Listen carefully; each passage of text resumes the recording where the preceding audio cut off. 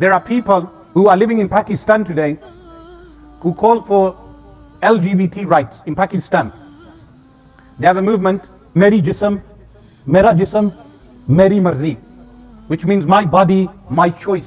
Pakistani government hasn't taken tough action on them like they have taken on TLP, Tehreek-e-Labbaik, Pakistan.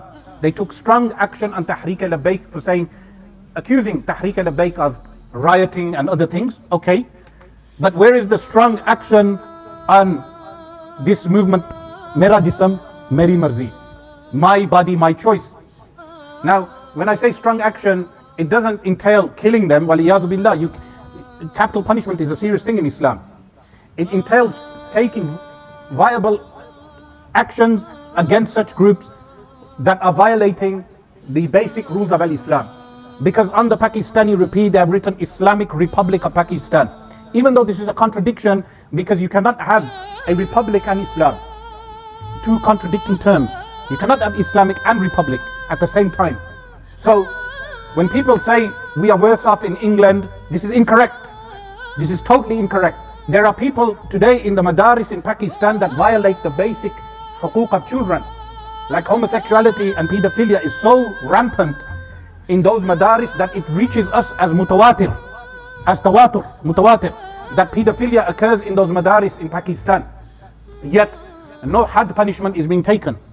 Why is that occurring? Because you are not applying the Sharia of Allah subhanahu wa ta'ala. Like the woman who was raped on the side of a road in a motorway in Pakistan, the Sharia is that those men should be crucified. Now some of the muftis gave incorrect responses. They said, this is an incorrect response. They say for rape, and Maulana Kaleem and Maulana Hussein are here to correct me if I am wrong. They said that the law of rape, only the had applies. So if the youngster who rapes, only 100 lashes only apply. This is incorrect. Because rape falls under brigandry. And brigandry, the highest level of brigandry is capital punishment. Because they raped and they robbed the woman on the road, therefore they should have been, the capital punishment applies. But the Pakistani government is not applying capital punishment. They are doing chemical castration. And then the ulama was so off mark that they said, oh, only had applies, meaning which is what they are not married, therefore only the lashes apply. So people think the Sharia law is ineffective. The correct fatwa is that if someone rapes, they fall under brigandry. In the Quran it's mentioned al-muharaba, which is warfare against the state, that if people rape, it doesn't fall under common zina. Common zina is when it's consenting between two people. It falls under brigandry.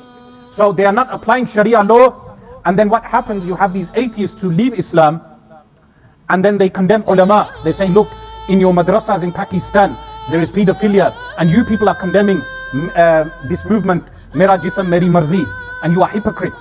But this is imbalance. The Pakistani government should be applying Sharia law correctly, and the ulama should be speaking up against those habits of those perverted people in those madaris. In fact, the madaris should be closed and not made into boarding schools for children. They should have the madaris as only a school where the children go to learn and they leave. There are young people who went from the UK to those madaris and witnessed those type of acts occurring. So moral relativism, which is saying that morality is only relative to society, some of these people are part of this movement, Mera Jism Meri Marzi. They said, oh, why don't your ulama condemn the pedophilia occurring in order to validate their own behavior? Well, even if we condemn it, when we do condemn it, does that mean you will desist? The answer is no. In fact, we will condemn both.